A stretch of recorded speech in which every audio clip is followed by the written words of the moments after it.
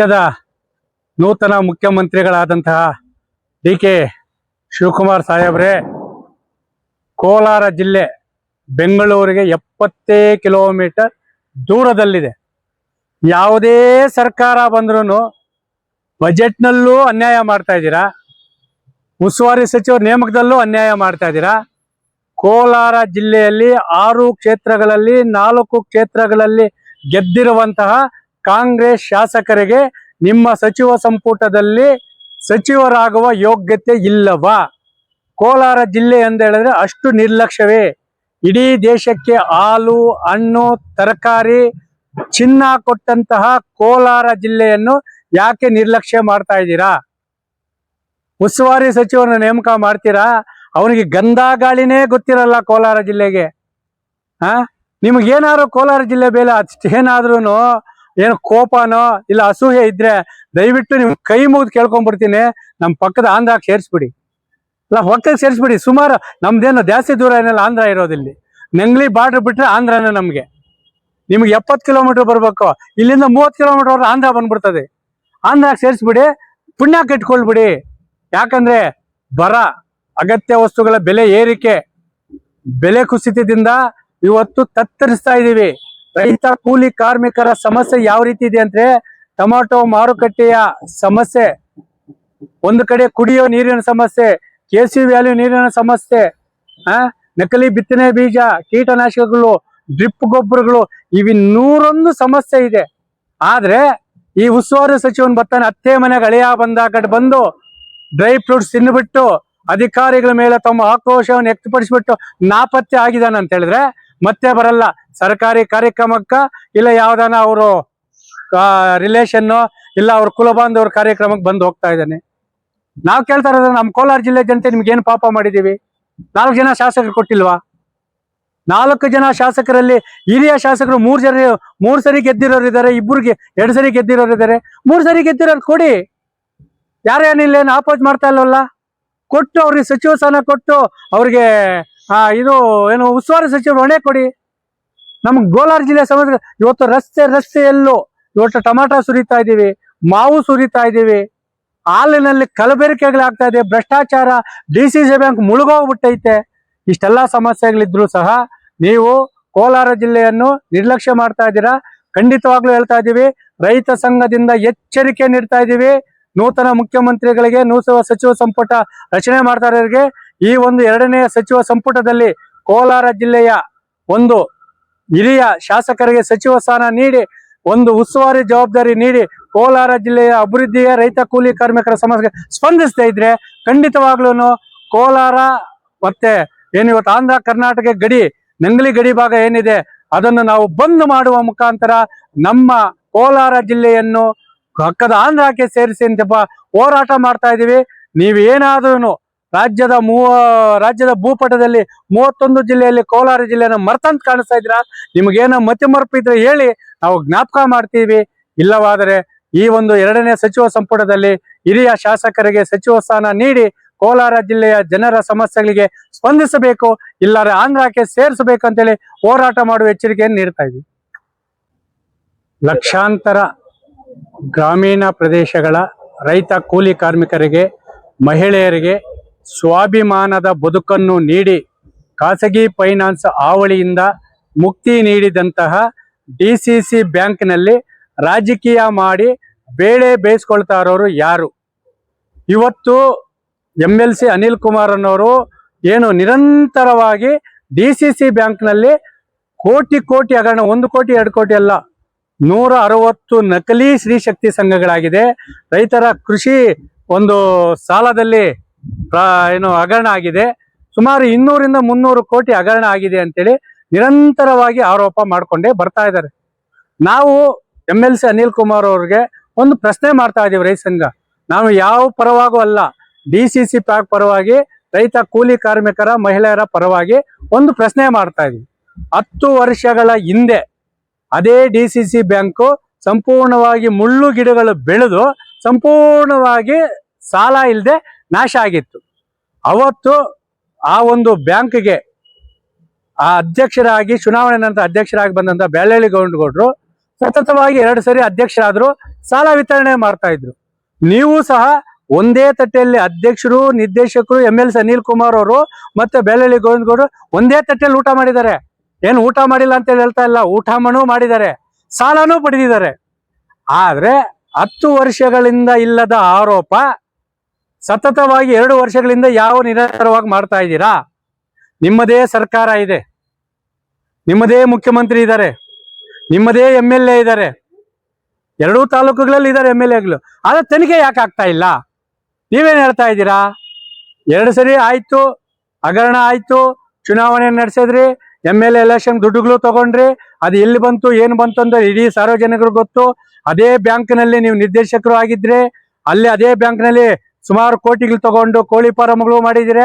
ಅಲ್ಲೇ ನಿಮ್ಮೊಬ್ಬರನ್ನೇ ಹೇಳ್ತಾ ಇಲ್ಲ, ಆ DCC ಬ್ಯಾಂಕ್ನಲ್ಲಿ ತಿಂದು ಉಂಡು ಮಲಗಿರುವಂತಹ ಇವರು ಇವತ್ತು DCC ಬ್ಯಾಂಕ್ನಲ್ಲಿ ಪ್ರಾಮಾಣಿಕವಾಗಿ ಮರುಪಾವತಿ ಮಾಡಿದ್ರೆ ಸಾಲ ಸಿಗ್ತಾ ಇಲ್ಲ.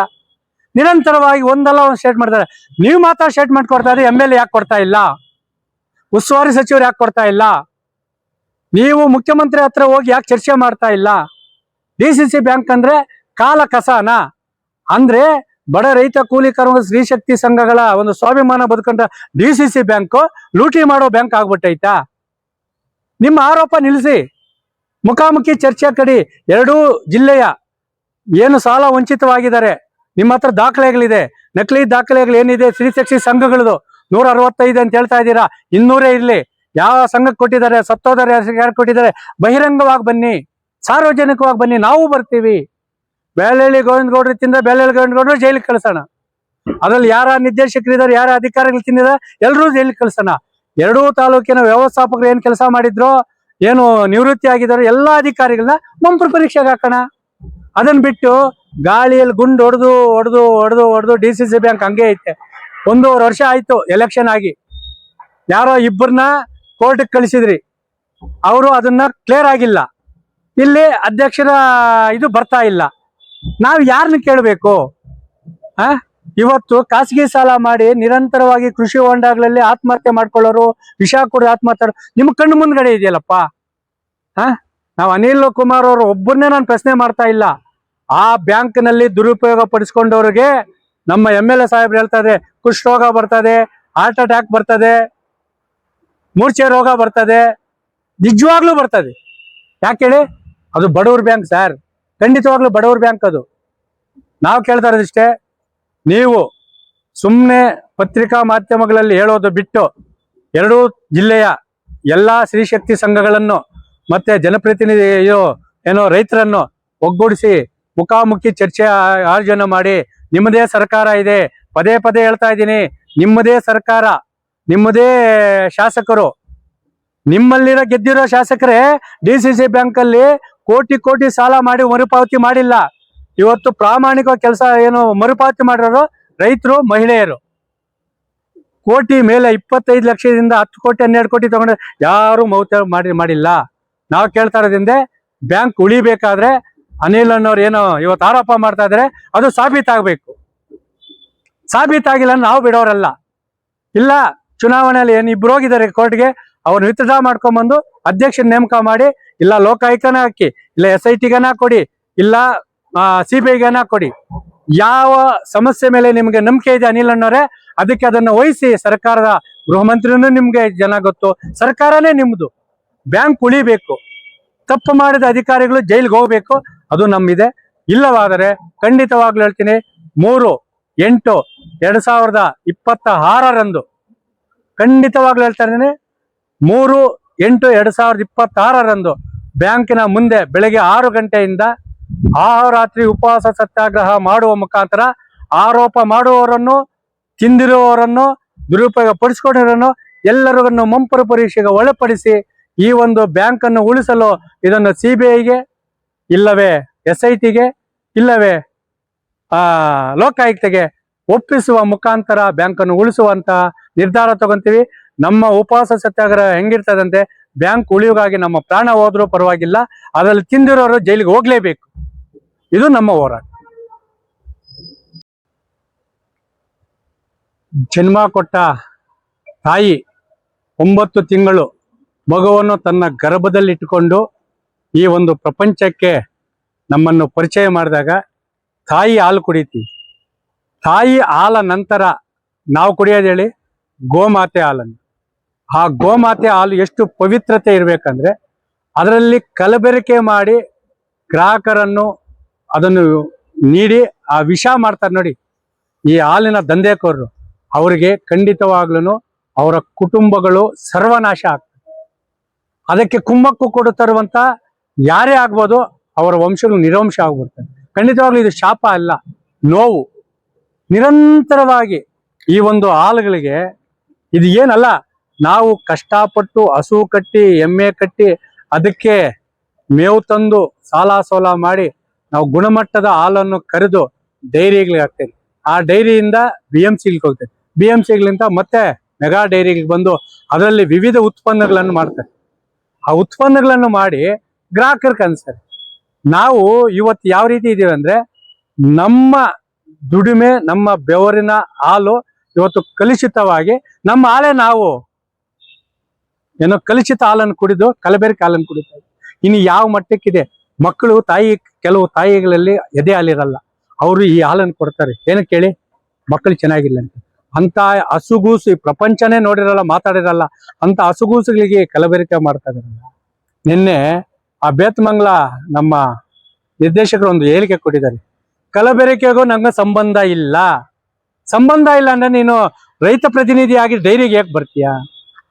ಇದು ಒಂದೇ ದಂಧೆ ಅಲ್ಲ, ಆಂಧ್ರದಿಂದ ಬರೋದು ಹಾಲುನು ಕಲಬೆರಕೆ ಆಗ್ತಾ ಇದೆ.